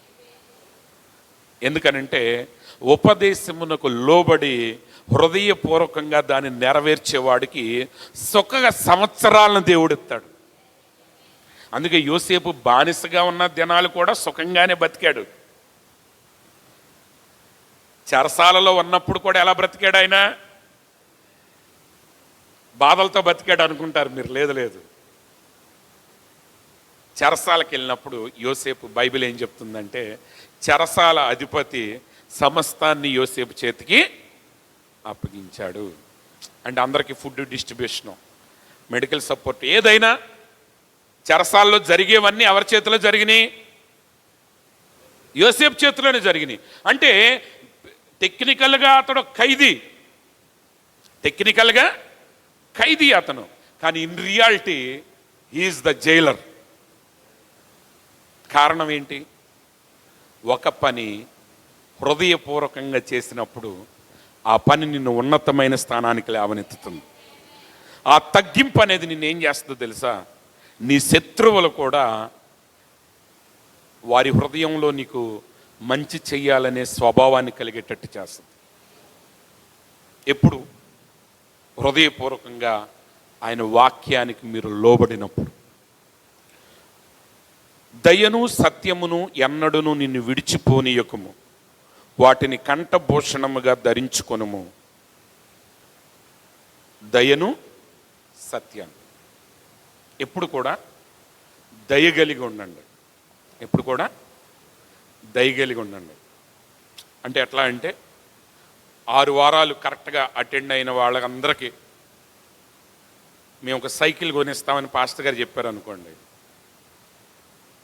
10 మంది కుర్రోళ్ళు ఉన్నారు, 10 మందిలో 5గురు 6 వారాలు వచ్చారు. ఒకడు మాత్రం ఆడు తిరుగుబాటుదారుడో, వాక్యం మీద ఇష్టం లేదో, ఏదో ఒకటి గారినాడు 3 వారాలే వచ్చాడు. సరే, పాస్టర్ గారు ఏం చేశాడంటే, సర్లే పోనీ ఇక ఆడు ఒక్కడేగా మిగిలింది అని ఆడికి కూడా సైకిల్ కొన్నాడు అనుకోండి. అప్పుడు మిగిలిన 5గురు ఏమంటారు? ఎట్టని చెప్తే మేము కూడా మానేసేవాళ్ళంగా, అంటే మాకేం పని పాట లేకుండా మేము వచ్చామా? అంటే ఇక్కడ ఏం కొదువైంది మనకి? దయ కొదువైంది.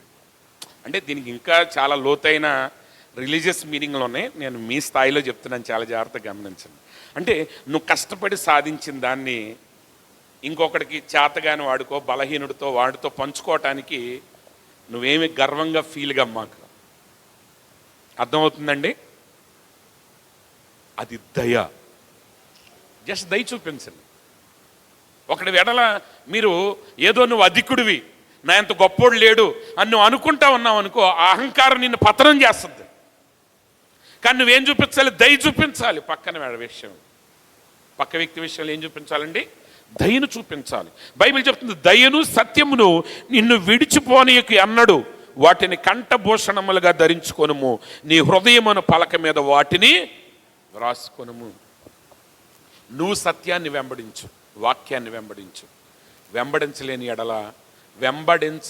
వాడి ఎడల దయ చూపించు. ఆమె వెంబడించలేని వాడి ఎడల ఏం చూపించాలండి? మనం దయ చూపించాలి. అంతేగాని నేను కూడా మానేస్తానని అనమాకండి. నువ్వు 100 సాధించు, కానీ 70 వచ్చినోడికి కూడా అవకాశం దొరికినప్పుడు వాడిని బట్టి సంతోషించు. దయ. వాటిని కంఠభూషణాలుగా ధరించండి, నీ హృదయమైన పలక మీద వాటిని రాసుకో.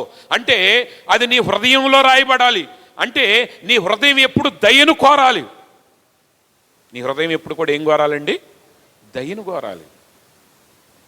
నీ హృదయం ఎప్పుడైతే దయతో నడుస్తుందో, బైబిల్ ఏం చెప్తుందంటే, అప్పుడు దేవుని దృష్టి యందును మానవుల దృష్టి యందును నీవు దయనుంది మంచివాడవని అనిపించుకుందువు. ఎప్పుడు దయ చూపించండి. చాలాసార్లు చిన్నప్పటి నుంచి అందరికీ వాటాల మీద పెద్ద పోటీ అన్నమాట, ఆడపిల్లలైనా మగపిల్లలైనా కదండి. నువ్వు ఆడికి 2 మామిడి చెట్లు ఇచ్చావు, ఆ చెట్టుకు ఒక్కొక్క దానికి 500 కాయలు కాస్తే, నాకేమో 2 మామిడి చెట్లు ఇచ్చావు, ఒక్కొక్క దానికి 100 కాయల కంటే ఎక్కువ కాయవు అని దెబ్బలాట ముసలాళ్ళ మీద. ఓకే, కాయకపోయినా ఒక్కొక్కసారి అదే రోడ్డు పక్కకు వచ్చింది అనుకోండి, భూమి అదే ఎక్కువ రేటు పలుకుద్దేమో. ఒకటి ఎడల ఒకటి ఏం కలిగి ఉండాలి? దయ కలిగి ఉండాలి. మన రక్త సంబంధికులు తింటేనే వారాలైపోతుంది. ఇంకా శత్రువులు ప్రేమించేది అక్కడ, పొరుగు వారిని ప్రేమించేది అక్కడ, స్నేహితుల్ని ప్రేమించేది అక్కడ. ఇతరుల ఎడలు ఏం కలిగి ఉండాలి? మనం దయ, ప్రేమ కలిగి ఉండాలి, సత్యాన్ని కలిగి ఉండాలి. అదే నీ హృదయం అయి ఉండాలి. నీ హృదయాన్ని చూసే దేవుడు. నీ హృదయం మనుషులకు కనపడకపోవచ్చు, కానీ నీ హృదయం దేవునికి కనపడినప్పుడు, ఆయన నీ హృదయాన్ని చూసినప్పుడు, ఆ హృదయంలో దయ, సత్యం కనపడినప్పుడు, నువ్వు దేవుని దయ మాత్రమే కాదు, మనుషుల దయను కూడా నువ్వు పొందుకుంటావు.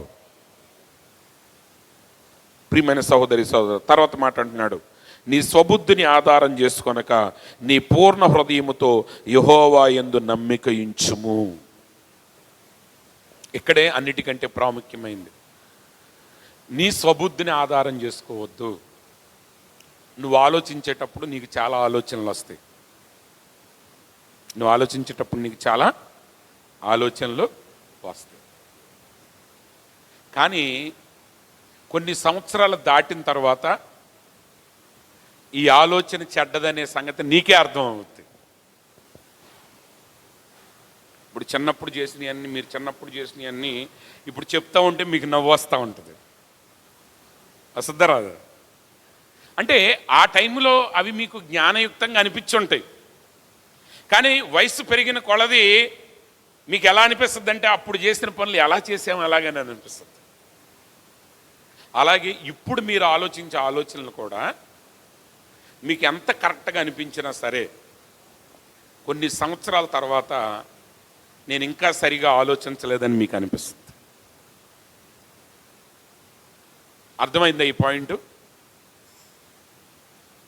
ఇప్పుడు 2 సంవత్సరాల వయసులో, 3 సంవత్సరాల వయసులో మీరు మాట్లాడిన మాటలో ఇప్పుడు మీకు నవ్వుగా, సిగ్గుగా అనిపించినాయి అనుకోండి 12 ఏళ్ల వయసులో. ఇప్పుడు 12 ఏళ్ల వయసులో మీరు ఆలోచించే ఆలోచనలు కూడా మీరు ఒక 25 సంవత్సరాల వయసు వచ్చిన తర్వాత ఈ ఆలోచనలు మీకు అలాగే, నేను ఎందుకు ఇంత అపరిపక్వంగా ఆలోచించానని అనిపిస్తుంది. నేను చెప్పాను కదా, ఒక అతను డాక్టర్గా చదివే అతను ఫస్ట్ టైం తెలంగాణ ఉద్యమంలో ఆయన డాక్టర్ పదవిని వదిలేసి, అంటే చదువు వదిలేసి ఉద్యమంలో పాల్గొని పోలీస్ కేసుల్లోకి వెళ్ళిపోయి చదువుకునే అవకాశాన్ని పోగొట్టుకున్నాడంట. తర్వాత ఎక్కడో ఒక చిన్న ఆఫ్రికా దేశంలో చిన్న హోటల్లో పనిచేసి బతుకుతున్నాడు. ఇప్పుడు ఆయన 20 ఏళ్ళ తర్వాత ఆయన వెనక్కి తిరిగి ఆయన జీవితాన్ని చూసుకుంటున్నప్పుడు ఆ 25 ఏళ్ల వయసులో 21 ఏళ్ల వయసులో అతడేదో వ్యవస్థలను మార్చేస్తాను, నేను ప్రపంచాన్ని మార్చేస్తాను, నేను ప్రజల్ని మార్చేస్తానని ఆలోచించిన ఆలోచనలన్నింటినీ అతని ఆలోచనలు అతనికే వెర్రితనంగా కనపడుతున్నాయి. ఇప్పుడు కనపడుతున్నాయి లేదు. వాడు సిగరెట్ తాగుతూ ఉంటాడు, వాడికి అది తిరుగుబాటు చేసినట్టుగా ఉంటుంది. నాన్నకు ఎదురు తిరిగి సిగరెట్ తాగుతూ ఉంటాడు, పెద్దల్ని ఎదురు తిరిగి సిగరెట్ తాగుతూ ఉంటాడు, టీచర్స్కి ఎదురు తిరిగి సిగరెట్ తాగుతూ ఉంటాడు. కానీ ఒకరోజు లంగబోయి వాడు హాస్పిటల్లో కూర్చొని లంగ్ ట్రాన్స్ఫర్మేషన్ కోసం ఎదురు చూసేటప్పుడు వాడికి వాళ్ళని మోసం చేశాడా వాడు మోసపోయాడు అనేది అప్పుడు అర్థమవుతుంది. ఎంత స్థాయిలో వ్యక్తులైనా మనం తీసుకునే నిర్ణయం ఎప్పుడూ తప్పే. అందుకే ఒక ముక్కలో సొలొమోను మహాజ్ఞాని చెప్పాడు, నీ బుద్ధిని ఆధారం చేసుకోవద్దు, నీ స్వబుద్ధిని ఆధారం చేసుకోవద్దు. నీకు ఏదో అనిపించవచ్చు, నీ బుద్ధిని ఆధారం చేసుకోవడానికి నువ్వేం చేస్తావంటే నీ పూర్ణ హృదయముతో యెహోవా యందు నమ్మకం ఉంచు.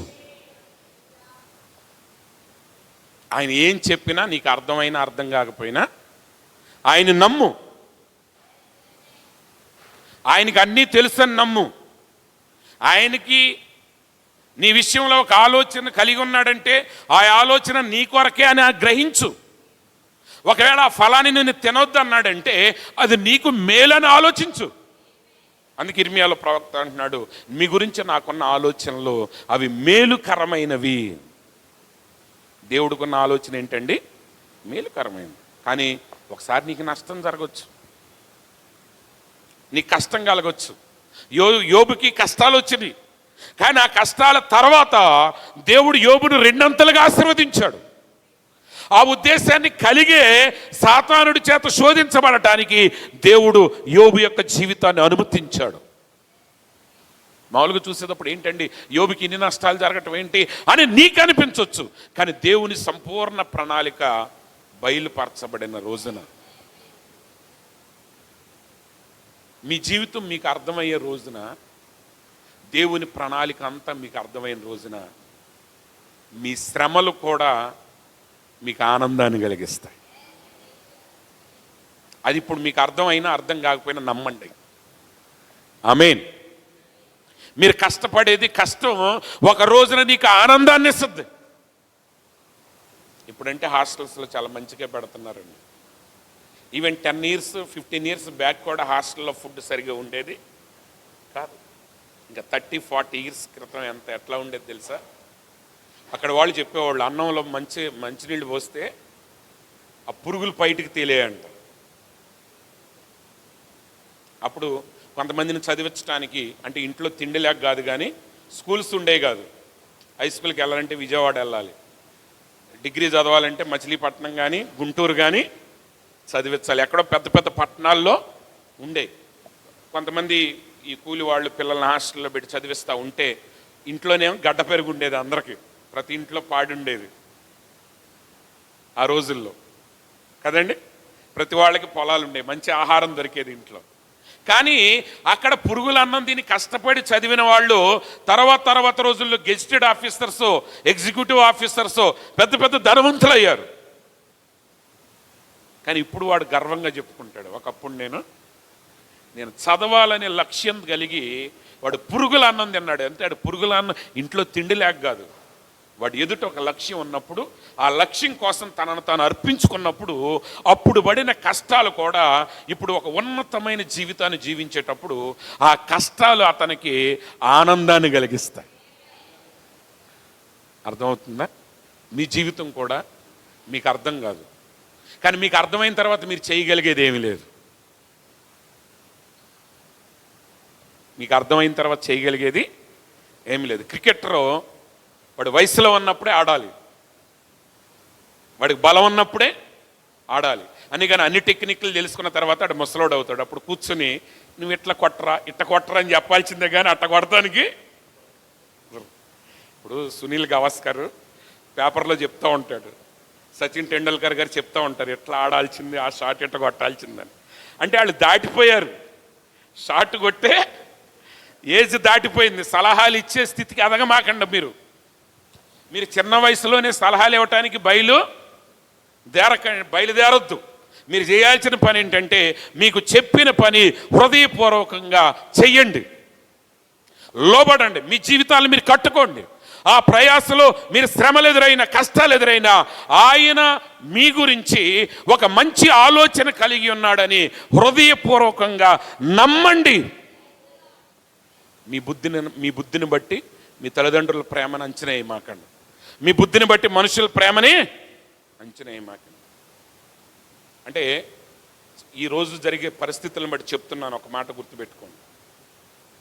2-3 రోజుల క్రితం టీవీలో ఒక ఆమె చెప్తుంది.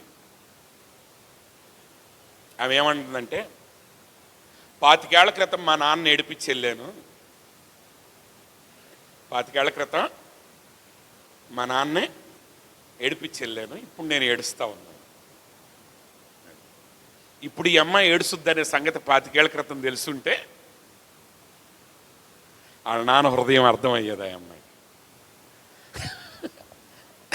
అర్థమవుతుందా?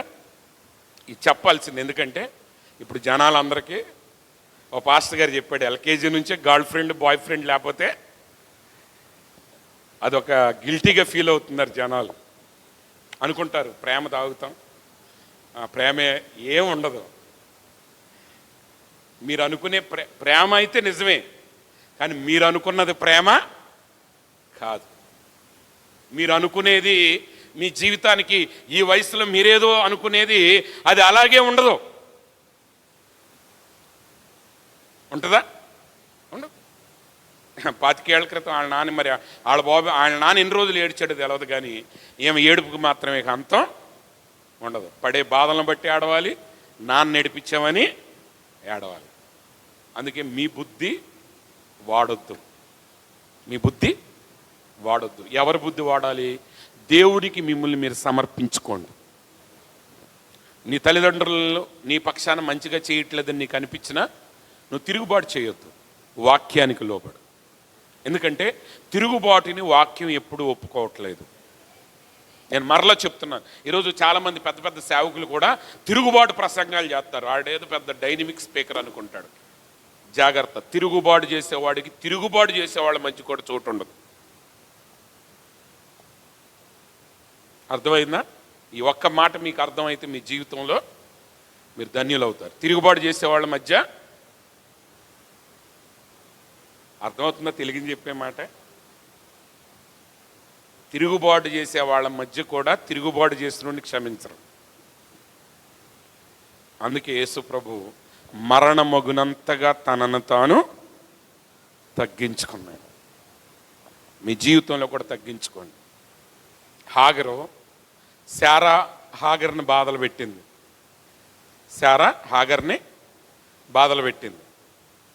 ఈ బాధలు పెట్టినప్పుడు ఆమె పారిపోయింది. దేవుని దూత హాగర్కి ప్రత్యక్షమయ్యాడు. హాగర్ ఎక్కడికి వెళ్తున్నావంటే ఆమె అంది, మా యజమానురాలైన శారా నన్ను ఇబ్బందులు పెడుతుంది, బాధలో పెడుతుంది అంది. కానీ అది నిజం, అది కాదు. ఏం కొన్ని తలతక్కల పనులు చేసిందో అందుకు తిడతాం మొదలెట్టింది శారా. కానీ అది చెప్పాల హాగర్ ఎక్కడ చెప్పిందా? చెప్పకుండా ఏం చెప్పింది? సగం నుంచి చెప్పింది, నా యజమానురాలు నన్ను బాధలు పెడుతుందని. దేవదూత ఏమన్నాడు?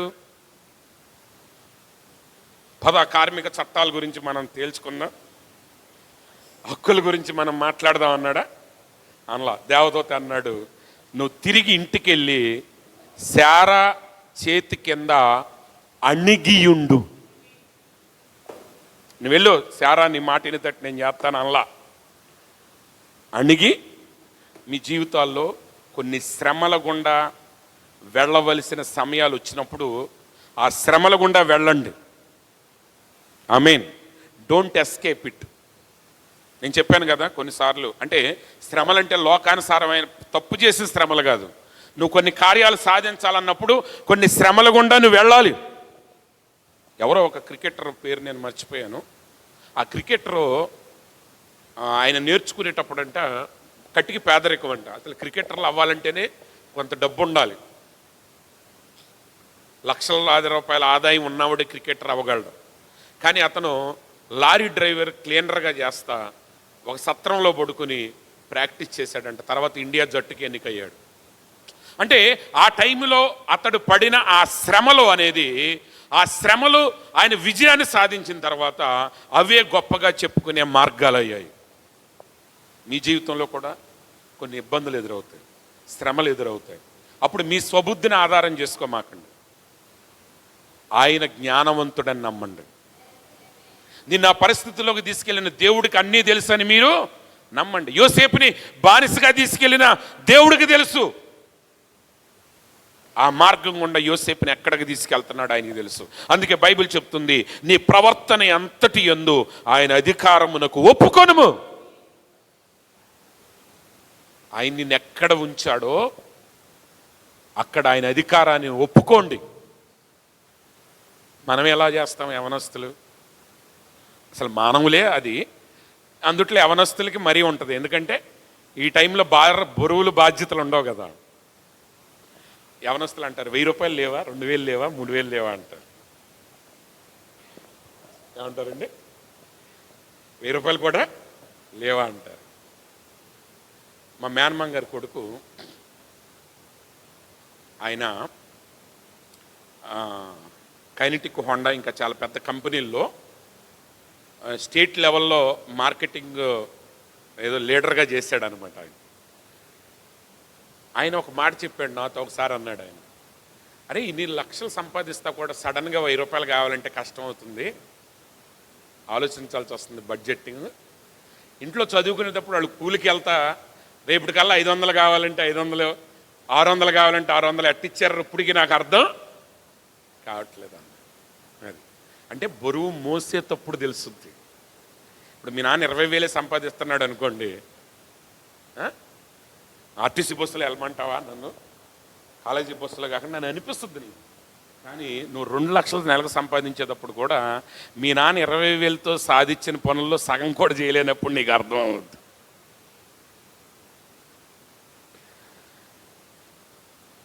అర్థమైందా?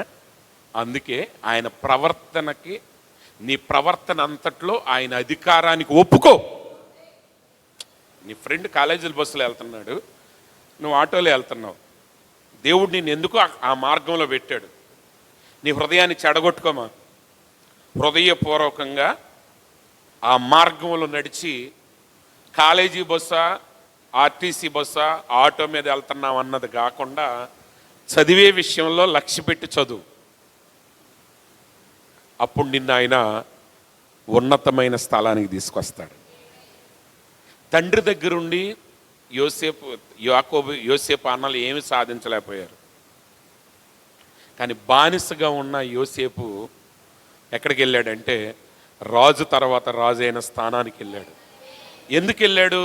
యోసేపు ఆయన ఆలోచనలు లేవు ఆయనకి. మా అన్నల కంటే గొప్పోడిని అవ్వాలి, నేను మా ఊర్లో అందరికంటే గొప్పోడిని అవ్వాలి, నా చుట్టుపక్కల వాళ్ళ కంటే గొప్పోడిని అవ్వాలనే ఆశ ఆయనకి ఏమీ లేదు. తండ్రి చేసిన ఉపదేశానికి లోబడ్డాడు, తండ్రి చెప్పిన మాటలు జీవితంలో జీవించాడు. దేవుడు ఆయన్ని బానిసత్వంలోకి వెళ్ళే అనుమతి ఇచ్చినా సరే ఆయన ప్రవర్తన అంతటిలో దేవుని అధికారాన్ని ఒప్పుకున్నాడు. ఈరోజు ఒప్పుకోండి. మీరు ఒక పని చేసేటప్పుడు వాక్యానికి ఒప్పుకోండి.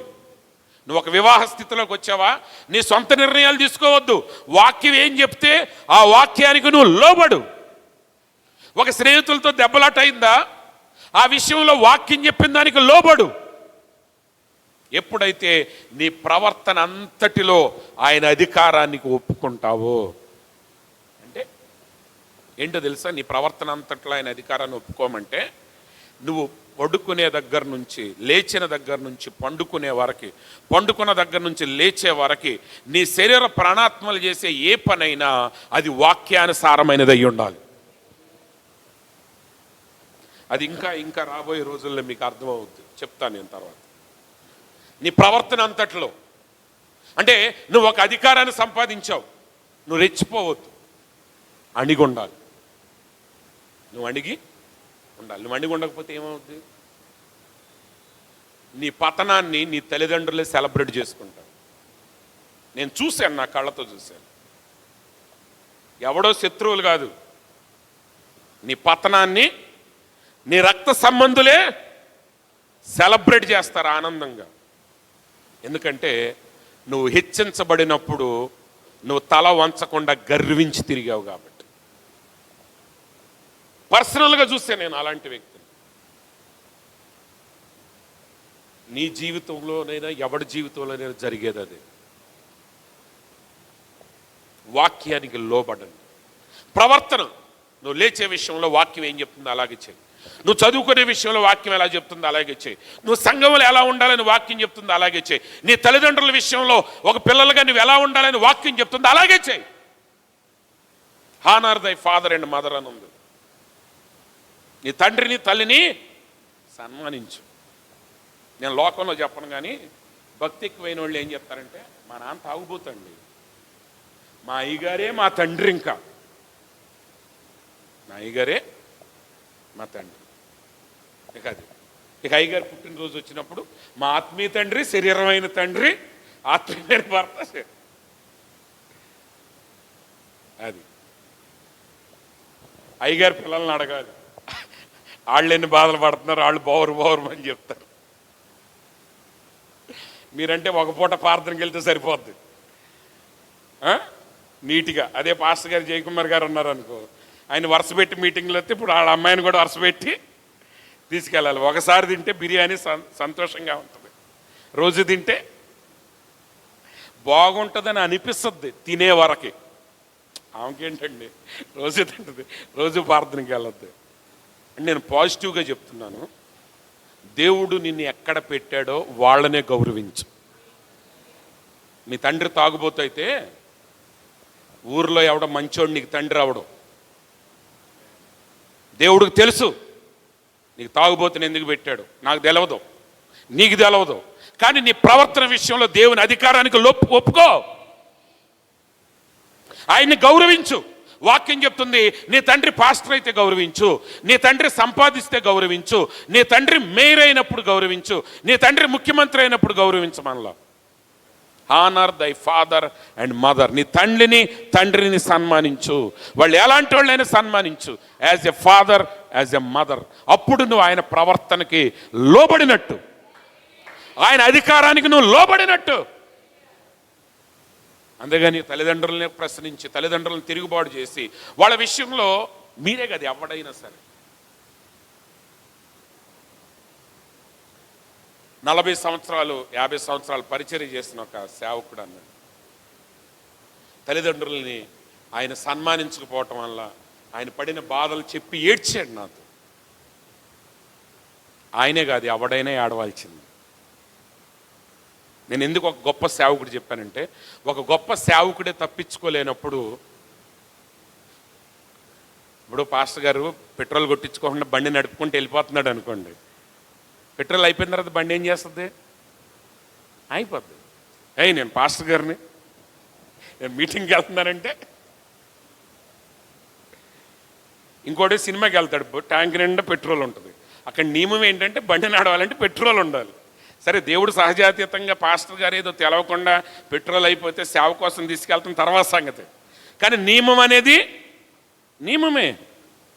అంటే ఒక సేవకుడైనా తల్లిని తండ్రిని సన్మానించలేకపోతే, హృదయపూర్వకంగా వారి విషయంలో ప్రేమించలేకపోతే, వారు కనబడినప్పుడు, వారి ఆలోచన వచ్చినప్పుడు నీ హృదయం అనేది దయతో సత్యంతో నిండి ఉండలేకపోతే నీ మార్గాలకు అన్నీ అడ్డాలే.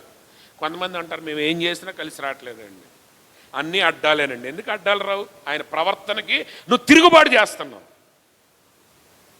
భర్త కొంచెం మంచోడు కాకపోతే తిరుగుబాటు చేసేస్తారు ఆడవాళ్ళు. అందుకే ఆడవాళ్ళకి ఎక్కువ మాయరోగాలు వస్తాయి అంటారు.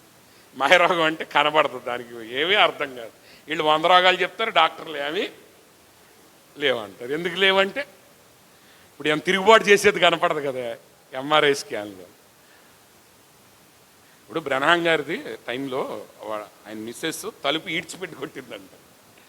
తప్పు బ్రహ్నాం గారిది, తప్పు ఎవరిది? ఆమెది కాదు, బ్రహ్నాం గారిది. కానీ ఆమె ఈడ్చిపెట్టి కొట్టింది. ఆమె ఈడ్చిపెట్టి కొట్టేసరికి ఏమైంది?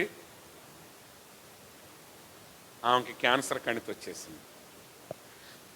ఆగుంటే ఒక 2 నిమిషాలు ఆగుంటే అప్పుడు కొట్టాల్సిన ఆయన కొట్టేవాడు, ఆయన పక్కకి పిలిచి. నువ్వు తొందరపాటు చేసి నువ్వేం చేసావు?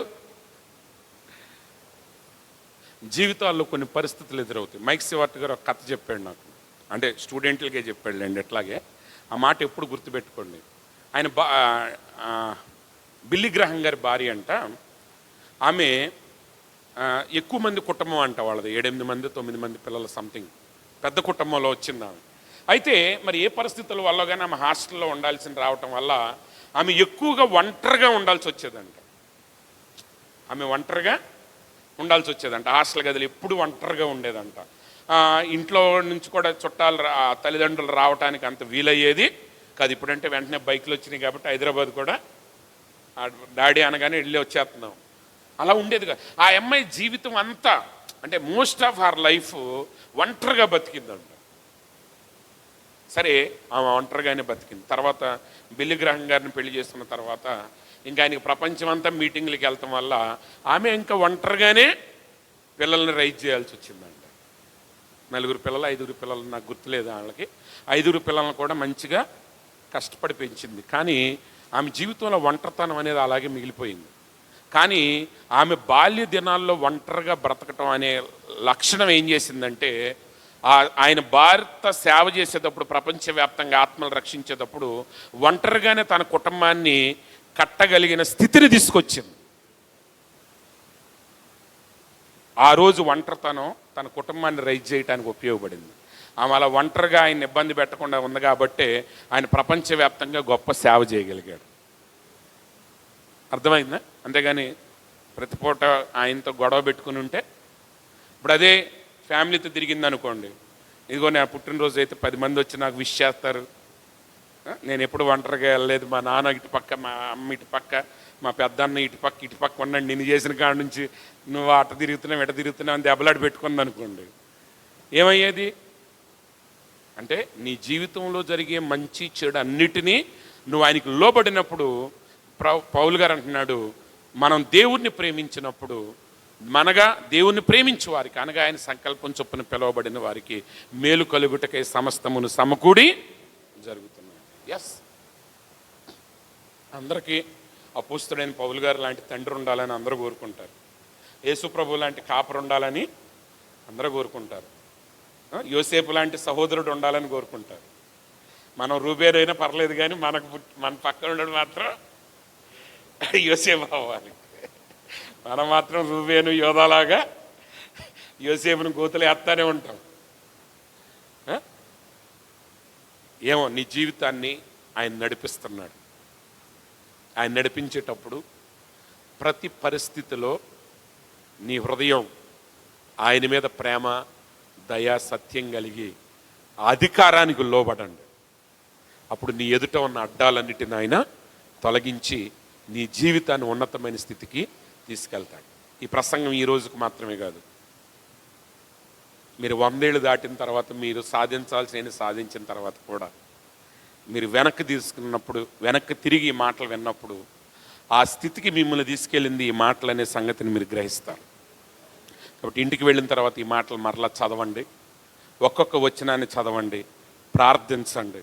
ప్రార్థించడం మాత్రమే కాదు, అలా జీవించండి.